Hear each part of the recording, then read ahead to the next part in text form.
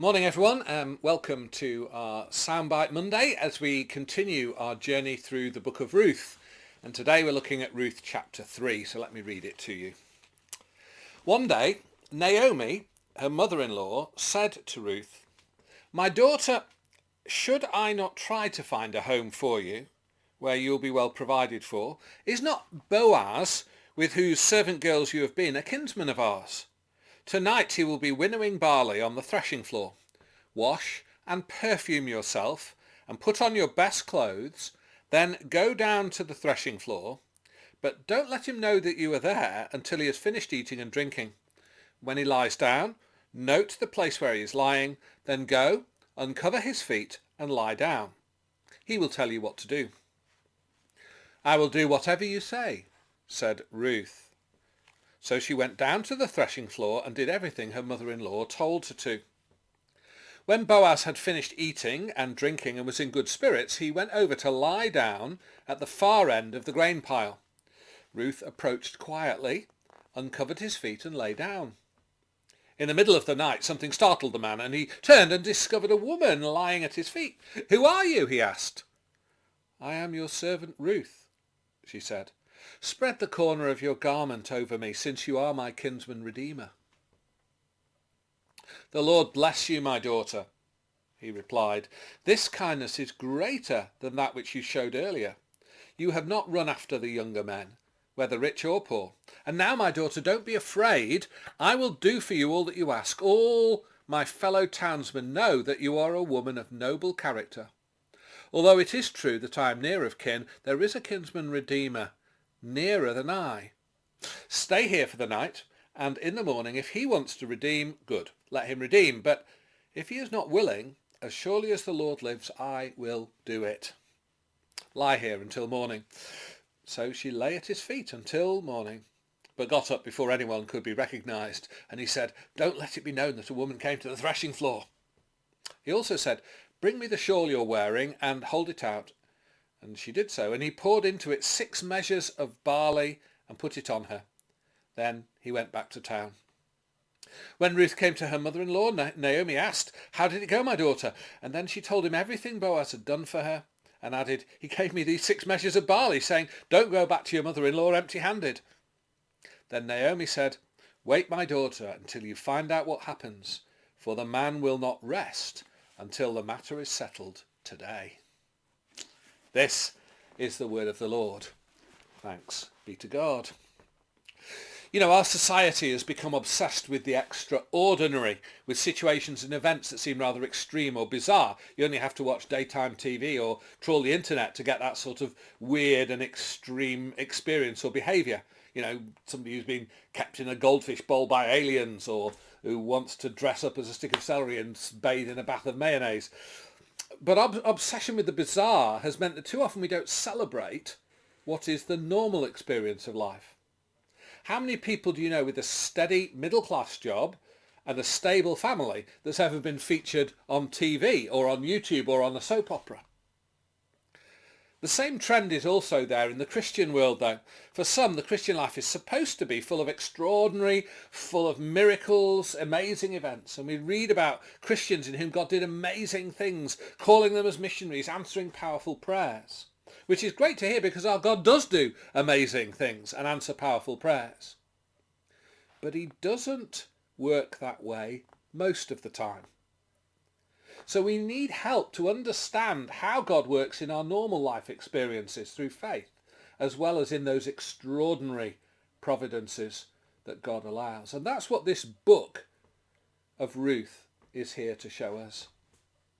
Remember back in chapter 1, Naomi returned from Moab after that triple bereavement of her husband and 2 sons, desolate, poor, bitter, despite being accompanied by Ruth, her son's widowed Moabite wife. Naomi didn't lose faith that God was sovereign, but she certainly didn't see great miracles in her tragedy. Her prayers seemed to have come back to her empty, she said. And then we saw in chapter 2 how faith was lived out in the normal circumstances of life. Ruth modelled to us the normal experience of faith in adversity. She didn't sit back in despair, but motivated by love for her mother-in-law, she showed both godly humility and practical hard work to glean the fields for food. And God extended his providence to her. in the God incidents that she ends up gleaning in Boaz's field, who is both a close relative and a committed believer. And then Boaz models to us the normal experience of faith in security and stability. He was wealthy, a man of property, he had slaves, yet he was faithful to God's commands in allowing Ruth to glean his fields, as God's law required. But more than that, he was generous in fulfilling what God asks, going far beyond the letter of the law and showing a grace that reflects God's attitude to us. So two people who are trusting God's providence, that he's in charge of everything and will supply what's needed. Yet they don't see any great miracles or spectacular answers to their prayers. Rather, they experience God's sovereign control through the God incidences that bring the right people together at the right time in a way that's answering their prayers and desires, but actually in a way that they didn't even anticipate. So despite the hard work of Ruth and the generous grace of Boaz, Ruth and Naomi, as we enter chapter 3, are still far from being rescued from the pressures they are under. They've got no income, no home. There were no social security safety nets in those days for widows. Despite the God incidences of God's providence in answer to their prayers, they still haven't found the long-term solution to their problems. They've got food for today, but no future ahead of them. And you can only glean the food for food in the fields during harvest time. What's going to happen when the food runs out? So chapter 3 is here to show us how to respond in faith and prayer to the providence of God into those normal pressures of life. How will God normally guide our lives if we live by faith? Well, the first principle is in verses 1 to 6, because Naomi shows us that we are to be proactive, not passive in our attitude. To be proactive, not passive. Naomi is actually the one who saw God's hand at work in the field that Ruth was gleaning. How did she know it was the Lord and not a coincidence? Well, perhaps she realised it because she realised who Boaz was. You know, chapter 2, verse 20, it said, that man is our close relative. He is one of our kinsman redeemers. In Naomi's eyes, God had not just provided a generous farmer who helped them to eat, God provided them with a hope of an even greater future. But there's still a near insurmountable problem to be overcome. A kinsman redeemer would only be of help if there was a male heir in Naomi's family. Two widows were still in the mess because they had no male heir. See, in the Old Testament law, it's the Lord who is the ultimate owner of the land, and the Israelites are only his tenants. So the law commands that the land should never permanently be taken from a particular family. For example, if someone became poor and the land had to be sold, any sale was not intended to be permanent. Every 50 years, the land that had been sold returned to the original owner without charge in the Jubilee. In effect, the land itself wasn't being sold, rather the harvest that the land brought was sold for so many years. However, in the case of poor people, it was commanded that where land had been sold, the closest relative who could afford to should buy back the land on behalf of the poor family. And the person who did that was called the kinsman redeemer. Boaz was related to Naomi's dead husband, and as such he qualified to buy back the land for Elimelech and his heirs. However, there's the problem. Boaz can only redeem the land for the heirs of Elimelech, and there aren't any. Yet. So what did God's law command if there were no male heirs? The law said if a man dies childless, his brother or close relative should marry the widow, and the first child of the new marriage would be reckoned as the heir of the original brother. That was the law that the Sadducees tried to catch Jesus out with the story of the 7 brothers who all ended up marrying the same woman.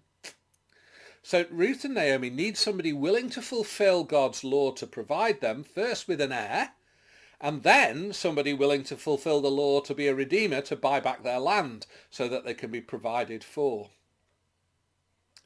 So Naomi here is trusting the God incident that meeting Boaz is a sign that God is going to provide that dual hope through him.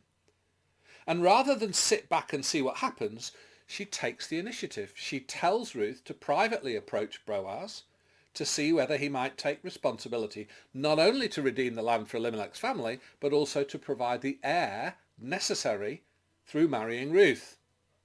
There was no obligation on him to do either. But Ruth trusts that God's providence is at work and her prayers will lead to these great possibilities.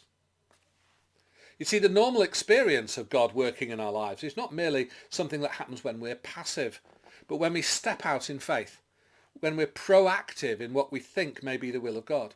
Our prayers and the providence of God opens the door for unexpected possibilities then. For example, I hope it's your passionate desire for your relatives and friends to become Christians. And I hope that you pray for that regularly. But Naomi is in a sense showing us that our normal experience of God's providence is not just to pray for God to work in them, but to proactively and actually ask our friends and family to come to church with us, or to study the Bible with us, or to join Alpha or Christianity Explored. It's when we act out of trust in God's power to do what we like to do that he is glorified in us. It's his strength and our weakness, but we take that step. And that's the normal Christian experience. Not big miracles, but actions blessed by God. Naomi teaches us to be proactive, not passive. But in verses 7 to 15 in chapter 3, it's Ruth who teaches us to be pure and not manipulative in our behaviour. Because the whole story in the original is gloriously ambiguous, of how Ruth goes in the twilight to find Boaz guarding the newly threshed barley and lying at his feet until he awakes and finds her there. And then she asks him to act as her redeemer and to take responsibility for her, and Boaz is won over by her grace and humility. But the whole story is deliberately couched in suggestive language. It's a great story. Ruth was told to uncover Boaz's feet while he was asleep, and she literally, that's all she did. But at that time, uncovering somebody's feet was also a euphemism for uncovering their private parts. It could have been a come on. And then it says she lies with him until morning. Well, again, literally, that's all she does. But that lying with somebody, of course, is another euphemism for sex. See, the double entendres are given to be deliberate because the situation could have so easily be handled differently, impurely. Ruth would have had far more bargaining power over Boaz if she had slept with him, particularly if he got her pregnant. In fact, as a Moabitess, her forefather, Moab, if you know the story, had been born after her mother had committed incest with Lot after getting him drunk. So it's recognising how unlike her forefather's Ruth is. She's not like a Moabite anymore. What's striking is that both Ruth and Boaz maintain absolute purity in their behaviour. Neither exploits nor manipulates the other to fix the situation. Ruth models for us the proactive approach of doing God's will that never compromises God's way. Do God's will, but don't compromise God's way. And it's that purity and innocence that Boaz finds so attractive in verse 10. The Lord bless you, my daughter. This kindness is greater than that which you showed earlier. You've not run after the younger men, whether rich or poor. Boaz recognises that Ruth was desirable and could perhaps have made money from illicit relationships with others, but she hadn't. She'd maintained an integrity and purity that demonstrated that she really did trust the Lord to take care of her. For those who trust a sovereign God, the ends never justify the means, because God knows our hearts and sees our secrets.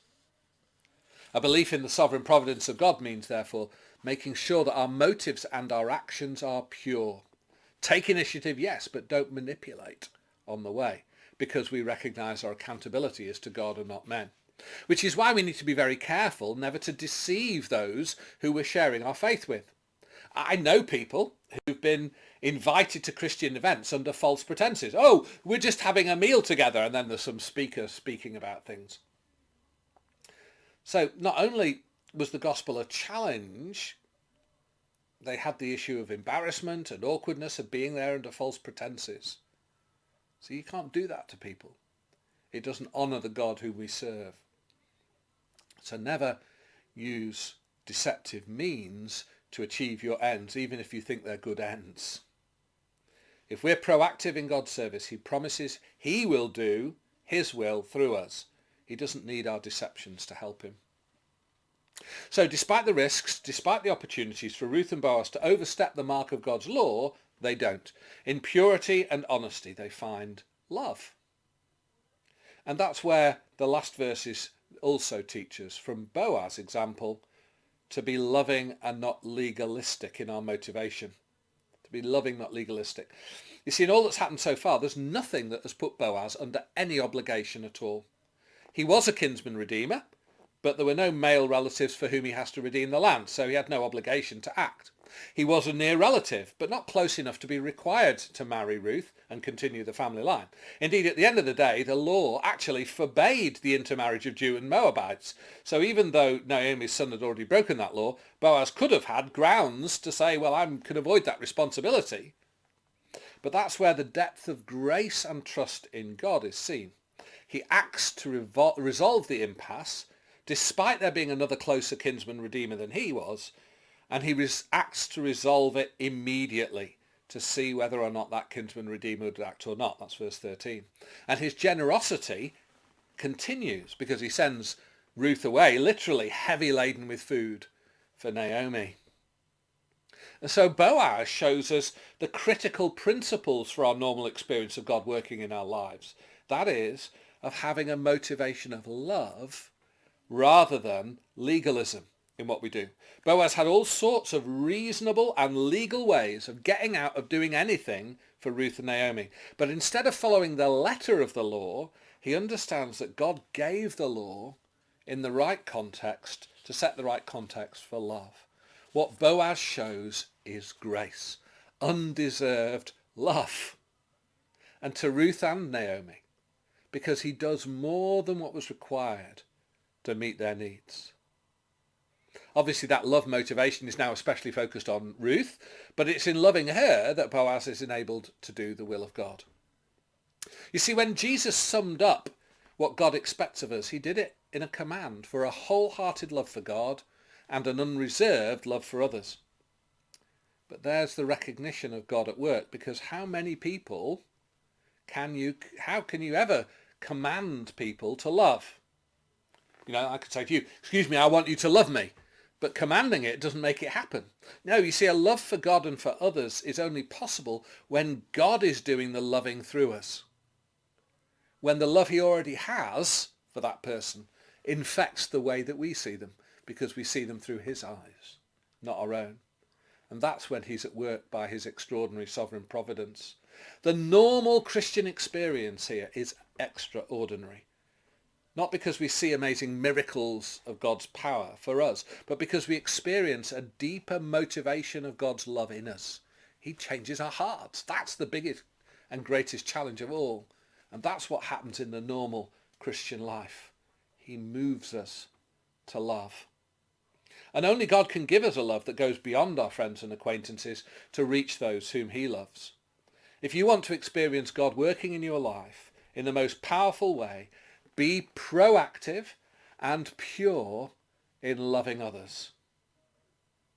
It's when we have a genuine love for people that our actions will be seen by them as the sovereign work of God through us. And that's the challenge of normal Christian living. Not just being proactive in walking in God's will or being pure in our behaviour towards others.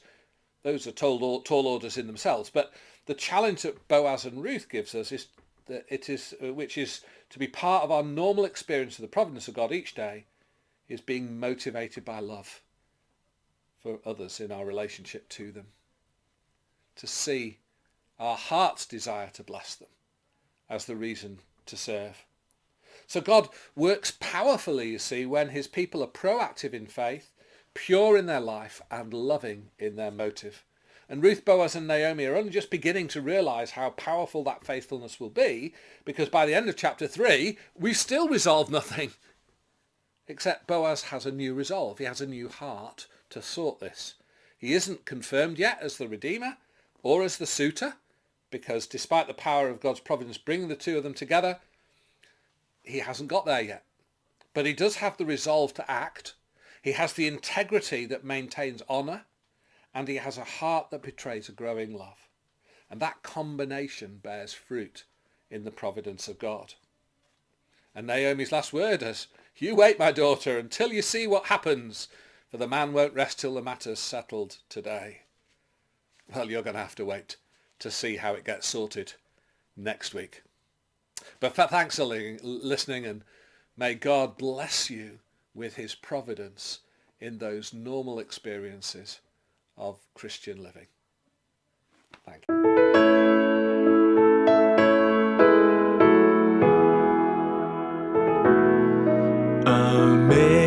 Amazing grace, how sweet the sound that saved a wretch like me. I once was lost, but now I'm found. Was blind, but now I see.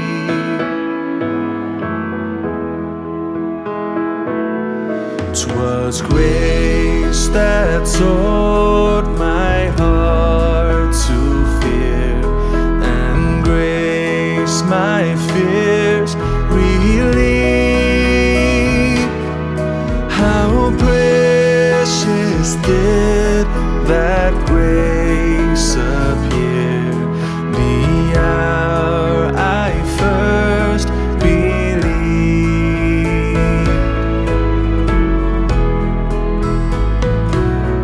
Through many dangers, toils, and snares, I have already come. 'Tis grace hath brought me safe thus far, and grace will lead me home.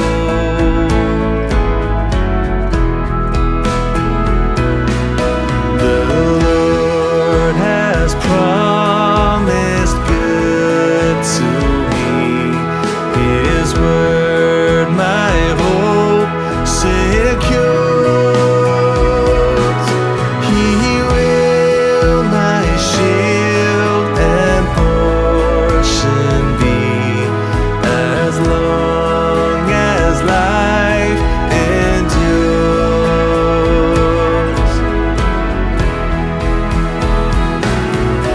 When we've been there 10,000 years, bright shine